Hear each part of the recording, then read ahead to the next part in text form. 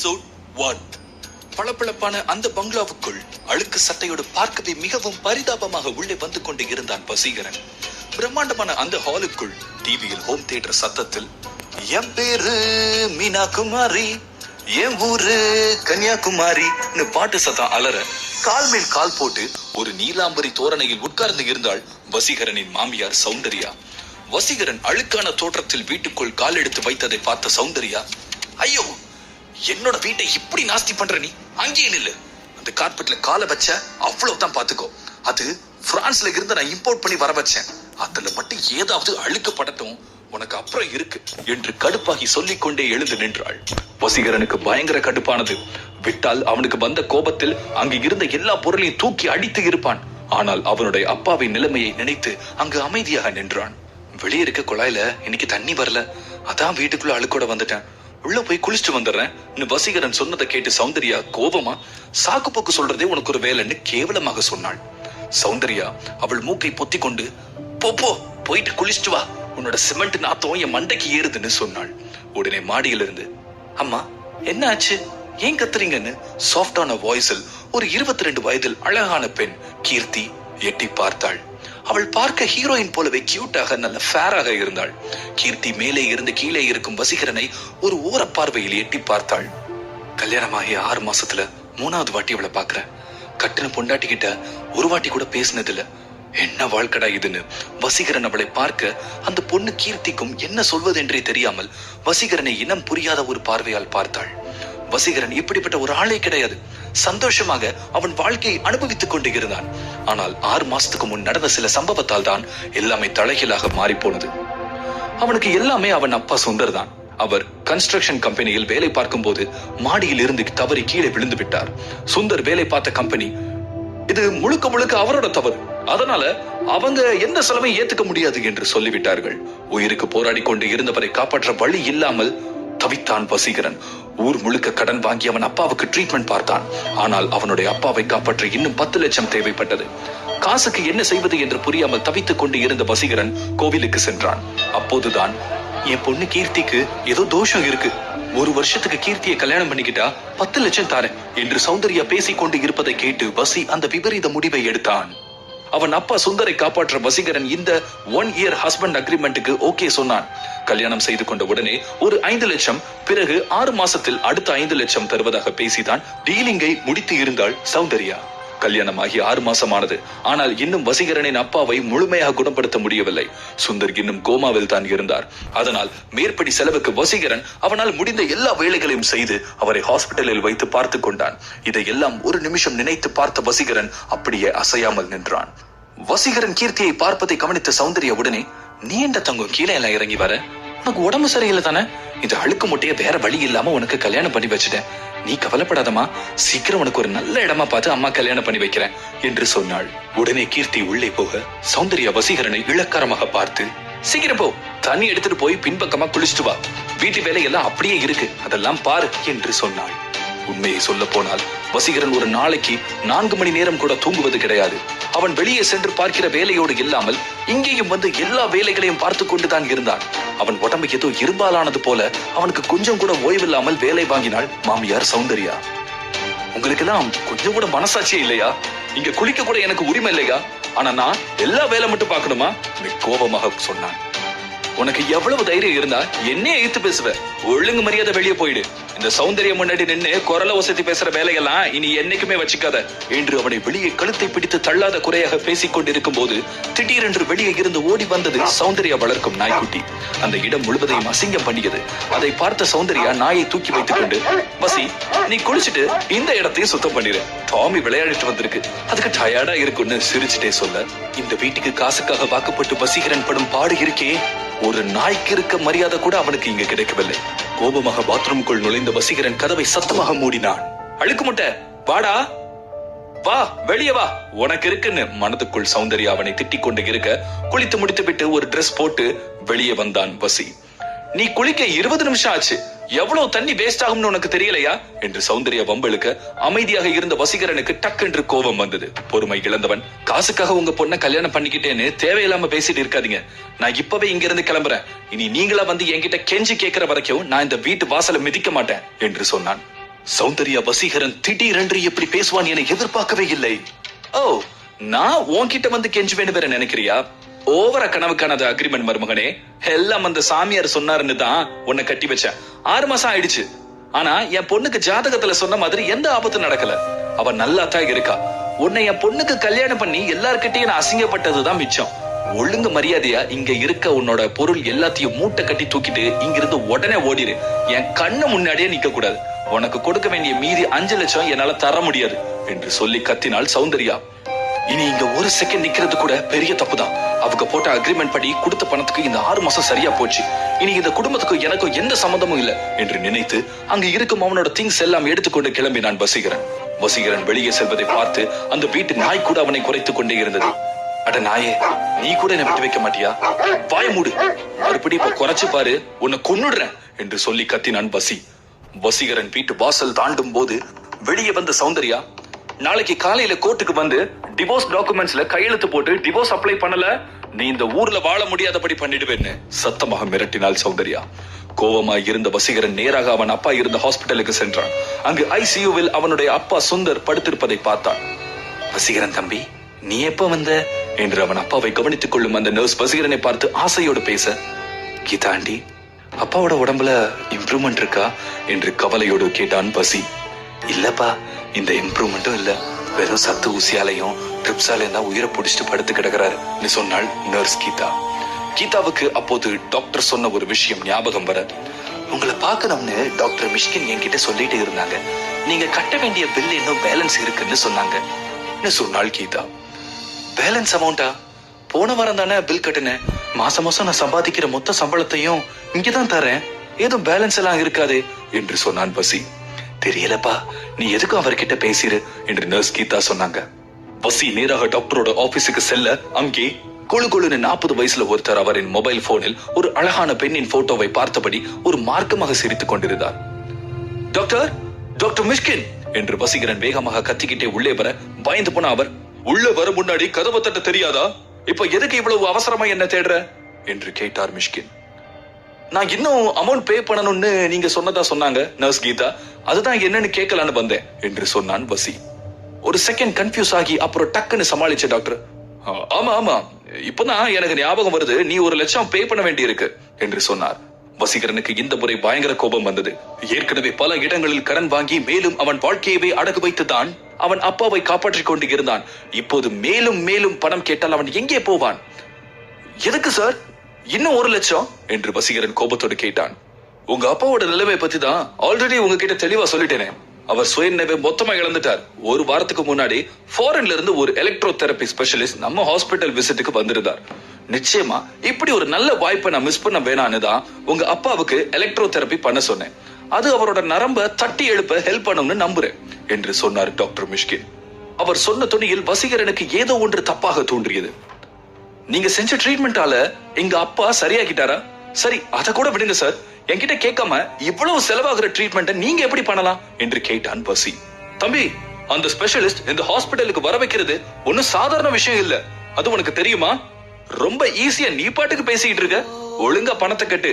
நான் என்ன எனக்காகவா இதை பண்ணிக்கிட்டேன்? உங்க அப்பாக்காக தானே பண்ண.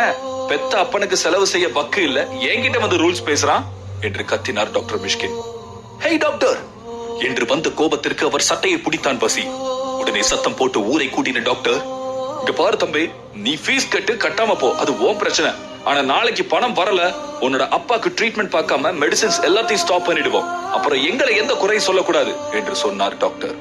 அந்த மருந்து மாத்திரையாலையும் ட்ரிப்ஸாலையும் தான் நம் அப்பாவோட உயிர் ஊசலாடி கொண்டு இருக்கு என்றும் அதை நிறுத்திவிட்டால் மொத்தமாக அவரோட உயிரே போனதுக்கு சமம் என்று வசீகரனுக்கு நன்றாகவே தெரியும். அதனால் இப்போது பணம் கட்டுவதை தவிர வேறு வழி இல்லை வசீகரனுக்கு. வசீகரன் கோபமாக, இது வைத்தியம் பார்க்கிற ஹாஸ்பிட்டலா இல்ல வட்டிக்கு கட்டுற பினான்ஸா? பாவிங்களா, ஏழைங்க கிட்ட பணத்தை இப்படி புடுங்குறீங்களே, நான் பணத்தை தாரேன் என்று சொன்னான். இது ஹாஸ்பிட்டல், தொண்டு நிறுவனம் இல்ல. உனக்கு பணம் கிடைக்குதோ கிடைக்கலையோ அது எனக்கு கவலை இல்ல, அது உன் பிரச்சனை என்று சொன்னார் மிஷ்கின். வசீகரனுக்கு கோபமாக வந்தது. ஆனா எனக்கு கவலை இல்ல, அது உன் பிரச்சனை என்று சொன்னார் மிஷ்கின். வசீகரனுக்கு கோபமாக வந்தது. ஆனால் அவனால் அந்த இடத்தில் எதுவுமே செய்ய முடியவில்லை. அன்று இரவுக்குள் அவனுடைய ரத்தத்தை எடுத்து விட்டால் கூட அவனால் 1 லட்சத்தை சம்பாதிக்க முடியாது. வசீகரன் அங்கிருந்து வெளியே சென்றவுடன் டாக்டர் மிஷ்கின் ஒரு நம்பருக்கு கால் செய்து, எம்டி சார், நீங்க சொன்னது போலவே நான் எல்லாத்தையும் செஞ்சு முடிச்சிட்டேன். இனி அவனால ஒண்ணுமே பண்ண முடியாது என்று சிரித்துக்கிட்டே சொன்னான். டாக்டர், நல்ல வேலை பண்ண. கமிட்டியில சொல்லி பெஸ்ட் டாக்டர் அவார்ட் கண்டிப்பா இந்த வருஷம் உனக்கு தான். ஹைகோட இன்னும் ஒரு பக்கம் பேசிய எம்டி ராஜேஷ் கண்ணா சொன்னார். மிஷ்கின் சிரித்துக் கொண்டே வெளியே சென்று கொண்டு இருந்த வசீகரனை பார்த்து, நீ ஏண்டா எம்டிக்கு பிடிச்ச பொண்ண கல்யாணம் பண்ண, உனக்கு தேவைதான் என்று சொன்னார். வசீகரன் வேகமாக போனை எடுத்து ஒரு நம்பருக்கு டயல் செய்து, கோகுல், எங்க அப்பாவோட ட்ரீட்மெண்ட் செலவுக்காக எனக்கு அவசரமா 1 லட்சம் தேவைப்படுது. நீங்க எனக்கு ஏதாவது ஹெல்ப் பண்ண முடியுமா கேட்க, அவனோ, ஹலோ ஹலோ, இங்க ரொம்ப சத்தமா இருக்கு, நீ பேசுறது ஒண்ணும் கேட்கல என்று போய் சொல்லி சமாளித்து அவன் போனை கட் செய்தான். எப்படி சமாளிக்கிறான் பாரு ஃப்ராடு, இவெல்லாம் ஒரு ஆளுன்னு இவன்ட போய் கேட்டான் பாரு என்று வசீகரன் காசுக்காக எல்லா பக்கமும் சுற்றி அலைந்தான். ஆனால் எங்கேயும் அவனுக்கு உதவி கிடைக்கவில்லை. வசீகரன் என்ன செய்வதென்று தெரியாமல் அந்த ரோட்டிலேயே இரவை கழித்தான். அடுத்த நாள் காலையில் அவனுக்கு ஒரு கால் வந்தது. வசீகரன், அட்வொகேட் நிக்கல் பேசுறேன். டிவோர்ஸ் பெட்டிஷன்ல கையெழுத்து போட நீங்க இப்ப வரலன்னா உங்க மேல லீகல் ஆக்ஷன் எடுப்போம். எங்க இருந்தாலும் உடனே வாங்கன்னு சௌந்தர்யா பார்த்து வைத்த லாயர் கச்சிதமாக பேசினார். வேறு வழி இல்லாமல் வசீகரன் அங்கே செல்ல கோர்ட்டுக்கு முன்னால் கீர்த்திக்காக காத்திருந்தான். மிகவும் பரபரப்புடன் டிராபிக்காக இருக்கும் ஒரு ஏரியா அது. 5 நிமிஷத்துக்கு பிறகு அங்கு கீர்த்தி வந்து இறங்கினாள். கீர்த்தி மஞ்சள் கலர் ஸ்வெட்டர் போட்டிருந்தாள். Black socks and leather boots. தூரத்தில் இருந்து பார்க்க அவ்வளவு அழகா இருந்தா அவனோட தூரத்து நிலா. என்ன ஒரு ஆச்சரியம், அவங்க அம்மா கூட வராம கீர்த்தி தனியா வந்திருக்கா என்று நினைத்தான். உங்க அம்மா எங்க, உன் கூட வரலையா என்று கேட்டான் வசீகரன். அவங்களுக்கு வேற ஒரு கமிட்மெண்ட் இருக்கு என்று சொல்லிவிட்டு அமைதியாக நின்றாள் கீர்த்தி. வசீகரன் ரொம்ப காலமா அவளுடைய இந்த அமைதியை மட்டும் தான் பார்த்து கொண்டு இருக்கிறான். ஆனால் வசீகரனுக்கு உள்ளுக்குள் கீர்த்தியை ரொம்ப பிடிக்கும். ஆனால் இப்போது அவன் இருக்கும் நிலைக்கு காதலை பற்றி எல்லாம் யோசிக்க கூட நேரமில்லை. ஹாஸ்பிட்டலில் 1 லட்சம் நாளைக்கு கட்டணும், அதுக்கான ஒரு வழியை வேற கண்டுபிடிக்கணும் என்று நினைத்து, வா உள்ள போலாம் கீர்த்தி என்று வசீகரன் சொன்னதை கேட்டு என்று ரொம்ப சாஃப்டாக பதில் சொன்னாள் கீர்த்தி. அவங்க 2 பேரும் ரோட் கிராஸ் செய்ய அப்போது அந்த பக்கம் வந்து கொண்டிருந்த லாரி பிரேக் ஃபெயிலியர் ஆகி நேராக கீர்த்தியை நோக்கி வந்தது. அதை பார்த்த வசி, ஏய் தள்ளிப்போன்னு அவளை தள்ளிவிட கீர்த்தி அந்த பக்கம் போய் விழுந்தாள். ஆனால் வசீகரனை வேகமாக வந்து அந்த லாரி இடித்தது. கீர்த்தி தரையில் கிடக்க வசீகரன் இடித்த வேகத்தில் பறந்து போய் விழுந்தான். சுத்தி இருந்த சிலர், ஐயோ பாவம், அவனை காப்பாத்த வழி இல்லையா, ரொம்ப சின்ன வயசு போலத்தான் இருக்கான், அவ உயிரை கொடுத்து இந்த பொண்ணை காப்பாத்திட்டான் என்று பேசிக் கொண்டார்கள். அவர்கள் பேசினது காதல் விழ கீழே கிடந்த கீர்த்தி எழுது, ஐயோ வசி அதிர்ச்சியில் பார்க்க ரத்த வெள்ளத்தில் கீழே கிடந்தான் வசீகரன். அவன் சுய நினைவை இழந்து கொண்டு இருந்தான். அவ்வளவுதான், நம்ம கதை முடிஞ்சிருச்சு என்று வசி நினைக்க அங்கே ஒரு அதிசயம் நடந்தது. திடீரென்று அவனை சுற்றி மற்றவர்கள் கண்களுக்கு தெரியாத ஒரு வெள்ளை நிற ஒளி உருவாகியது. அது அவன் மணிக்கட்டில் இருந்த யாழி மச்சத்தின் வழியாக அவன் உடலுக்குள் ஊடுருவி போய் அவனுக்குள் கலந்தது. அடுத்த நிமிஷம் வசி மனதுக்குள் ஒரு வினோத குரல் கேட்டான். வசீகரா, நீ ஒரு சிரஞ்சீவி. உன்னுடைய மூளைக்குள்ள பண்டைய தமிழரோட அரிய மருத்துவ குறிப்புகள் பதிய வைக்கப்பட்டு இருக்கு. எழுந்திரு வசி, எழுந்திரு. நீ சாக பிறந்தவன் அல்ல, இந்த உலக காக்க பிறந்தவன் என்ற குரல் கேட்கவும் அடுத்த நிமிஷம் அவன் உடம்பில் இருந்து வெளியே வந்த ரத்தம் நின்றது. வசீகரன் வேகமாக எழுந்து உட்கார்ந்தான். அதை பார்த்து எல்லாரும் ஷாக் ஆனார்கள். அந்த நேரம் அங்கு வந்த மாமியார் சௌந்தர்யா கீர்த்திக்கு ஆக்சிடென்ட் கேள்விப்பட்டதால் ஓடி வந்து, ஐயோ கீர்த்தி, உனக்கு என்னமா ஆச்சு என் செல்லமேன்னு பேசிட்டு இருந்தாள். ஐயோ அம்மா பிளீஸ் கொஞ்சம் நிறுத்துங்க, எனக்கு ஒண்ணும் ஆகல, வசீகரன் என்ன காப்பாத்திட்டார், ஆனா பாவம் அவருக்கு தான் அடிபட்டு இருக்குன்னு சொன்னாள் கீர்த்தி. அத பத்தி உனக்கு என்ன இப்போ, அதெல்லாம் நீ எதுவும் போட்டு குழப்பிக்காம என் கூட வா, நாம ஒரு முக்கியமான ஆளை சந்திக்க வேண்டி இருக்கு என்று சொல்லி அவளை வலுக்கட்டாயமாக தரவென்று இழுத்து கொண்டு போனாள் சௌந்தர்யா. அந்த நேரம் அங்கு வந்த ஆம்புலன்ஸ் சட்டையெல்லாம் ரத்தம் படிஞ்சு போயிருந்த வசீகரனை அவசரமாய் ஏற்றி கிளம்பியது. வசீகரன் அவன் மனதுக்குள் கேட்ட அந்த குரலை பற்றி நினைக்க ஆரம்பித்தான். எனக்கு கேட்ட அந்த குரல் யாரா இருக்கும், அடிபட்டு நான் பிழைக்கவே மாட்டேன்னு நினைச்சேன், ஆனா அந்த குரல் எனக்கு கேட்ட அப்புறம் எனக்கு ஒண்ணுமே ஆகாம நான் நார்மலா தானே இருக்கேன் என்று யோசிக்க ஆரம்பித்தான். ஆம்புலன்ஸ்க்கு உள்ளே இருந்த டாக்டர் அவனை செக் பண்ணும் போது, டாக்டர் எனக்கு ஒண்ணும் இல்ல, நான் நார்மலா தான் இருக்கேன்னு சொல்ல அங்க இருந்த டாக்டர் நர்ஸ் எல்லாம் இவ்வளவு அடிபட்டு நிறைய பிளட் லாஸ் ஆகியும் இவ எப்படி இவ்வளவு தெளிவா பேசுறாய் என்று ஆச்சரியமாக பார்த்தார்கள். அந்த ஆம்புலன்ஸ் நேராக வசீகரன் அப்பா சுந்தர் இருந்த ஹாஸ்பிட்டலில் தான் போய் நின்றது. ஆனால் வசீகரன் ரொம்ப நார்மலாக ஆம்புலன்ஸை விட்டு இறங்கி வந்தான். அவன் ஆம்புலன்ஸ் விட்டு இறங்கும் போது அங்கு ஹாஸ்பிட்டல் வாசலில் ஒரே சத்தம். கூச்சலும் குழப்பமாக இருந்த அந்த இடத்தை பார்த்து ஏதோ பிரச்சனையா இருக்கும் போல, சரி நாம போய் அப்பாவை பார்த்துட்டு வருவோம், அப்பா இருக்காத ஹாஸ்பிட்டலுக்கு தான் கூட்டிட்டு வந்திருக்காங்க என்று சொல்லிக்கொண்டே நடந்த வசீகரன் அந்த பக்கம் திரும்பி பார்க்க அவன் அப்பாவோட முகம் கூட்டத்துக்கு நடுவில் ஒரு சின்ன கேப் வழியாக தெரிந்தது. அப்பா, நீங்களா? உங்களுக்கு என்ன ஆச்சு என்று அதிர்ச்சியில் கூட்டத்தை தள்ளி கலைத்துக் கொண்டே உள்ளே போய் ஸ்ட்ரெச்சரோடு அனாதையாக கேட்பார் இல்லாமல் கிடந்த அவன் அப்பாவை பார்த்து அவன் கண்கள் எல்லாம் கலங்கி போனது.